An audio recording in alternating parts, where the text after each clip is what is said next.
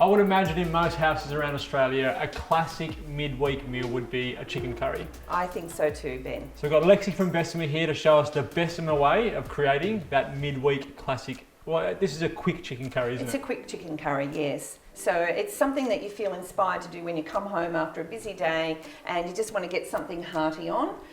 Or, you know, you could cook it the night before and have it for tomorrow night's dinner. Good idea. Curries are always better if they've got that overnight period to let them settle, all the spices to relax a little bit. So that's a really good idea. So today we're actually using another piece out of our country kitchen. The first time I've seen this one. Yeah, this is our 5-litre casserole. It's got the lovely curved base, as you can see. It's a very versatile piece of cookware, this one. A must really for every kitchen, because this isn't just your curry pot. Because of the nice round shape of it when you're stirring your risotto, it's a perfect pan for that.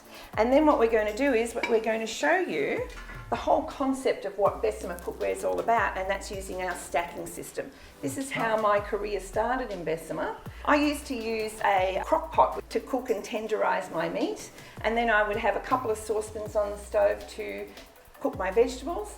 And if I was shouting to family a nice homemade apple pie, or usually home brand apple pie, I'd have the oven going. So I was using all those elements to cook a simple dinner. So when I first saw Bessemer, and I realised you could do your casserole in the bottom, okay, which is what we're going to show today. You can pop your steamer on top, and your vegetables are cooking on top, utilising the steam coming off the base.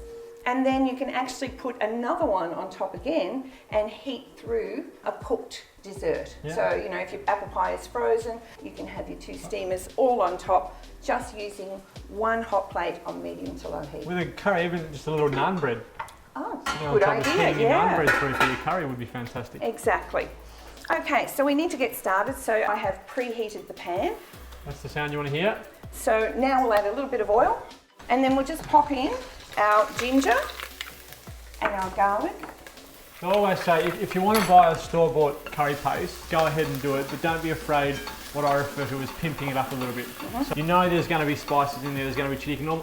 You can look on the side and see what the ingredients are, and then look at that and think about, what else can I add? I'll add some onion for another layer of flavour, I'll add some ginger for another layer of flavour, some garlic, and it makes that store-bought curry a whole lot better. Different, that's right. So, you know, you can see you just need to keep moving the food around, because unlike a lot of other pans, they retain the heat just in the middle of the pan. But the idea of our cookware is once the heat touches the base, it'll travel right up to the sides. So you can really utilise the whole pan and grab all that heat. So you can tip this out and have the pan bare to do your paste, but, you know, I cheat. So I just push it all to the one side, and then I'll just pop my curry paste onto that side so that it can explode all that flavour for us. And just spread it out. Oh, smell that. That is amazing. And most store-bought curry paste now are pretty good. So it's just about thinking, what extra flavour can I get in there? So that whole idea of throwing your garlic and your ginger in first and mixing them together is not a problem at all at this point, because, as you said, everything's going to cook in there for such a long period. That's right. Everything is going to mingle anyway. So what I would put next is my chicken. And you're using thigh pieces? I'm using the thigh because it's got more flavour and it's a little bit more sturdy. Yeah, so having that braising time with the thigh piece is really important. Good, okay. And actually it's really nice, I know, to do on the bone as well. So it just depends on how long you want to cook your curry for. Yeah, spot on. And I'll just use these 2. So it's really important that you do make sure you're using your nylon utensils. We have this small range that we use, but they're very versatile, especially these 2 pieces. One, you've got your plain spoon and you've got your slotted, but they actually clip together as well.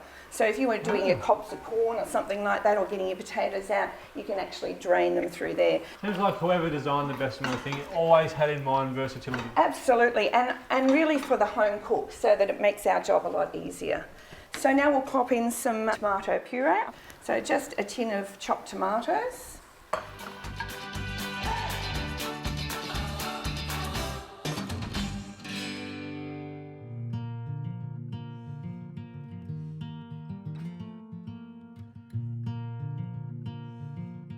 So what I'm going to do is, if we were doing it for longer, I wouldn't be adding in our vegetables, but because we're only going to cook this for about 40 minutes, I can pop in the potatoes and the pumpkin now, and then probably we'll add the zucchini a little bit later. Yeah, zucchini's a lot more delicate. It's only going to take 5 to 10 minutes to cook. Yes. So just think your way through your recipe of, you know, how long does it take a potato to cook. You don't have the same amount of moisture you have in there if you're boiling potatoes, so it's going to take a little bit longer than normal. So about the same time as the chicken. I can hear that bubbling away in there, so now we just put on the lid. And not now, but later in the cook, and we're going to add on our steamer. And this is what I was mentioning to you before about how I changed my cooking to layer up. So this is our 28 centimetre steamer. They're stainless steel. You can use them obviously for vegetables, but you can really be quite creative. Yeah. You can use your little ramekins, maybe not this size, but you know, the little ramekins, and you can pop them in there and you can do little steamed puddings on top. People often say to me, oh, but won't they taste like curry? Well, steam doesn't transfer flavour, only water, so you can actually cook over a spicy casserole. So we'll pop these vegetables in. So we've got some corn. Another thing I'm thinking of while doing, every time I'm thinking of different ways that I would use the equipment, because it is completely rewiring my brain. But if I had someone who was coming over and we were doing a curry and they didn't want a curry, yes, I'd poach a little bit of fish in there. I'd beautiful. wrap it in a unpapillote, put some lemon juice, some olive oil, maybe some basil, some parsley, wrap that up, put it in there, and they can have steamed fish and I'll have a curry. Fantastic idea. And then I can mess up any other, it's so good. And you can actually put a plate in there like you suggested. The only thing that you need to watch is you don't cover up all the holes. Yep. So that's why I've made the vegetables quite bulky so that steam can move around inside. Yep. So realistically, depending on what you're steaming, these type of vegetables, the baby carrots, the zucchini and broccoli, corn, probably only about 10 minutes. Okay. But if you were doing big pieces of potato, it would take that bit longer. Yep. Okay, so I'll pop that to the side and we'll add that on later in the cook.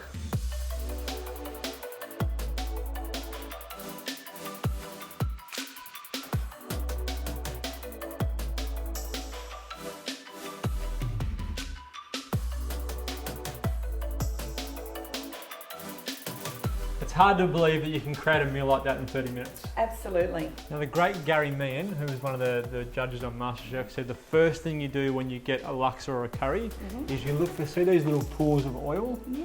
That's what you look for. And if you've got those, it's going to taste good. So if you've got that nice little slick on top, you know it's going to be a lot of flavour in the soup. That's really good to know. Thank you. You're welcome.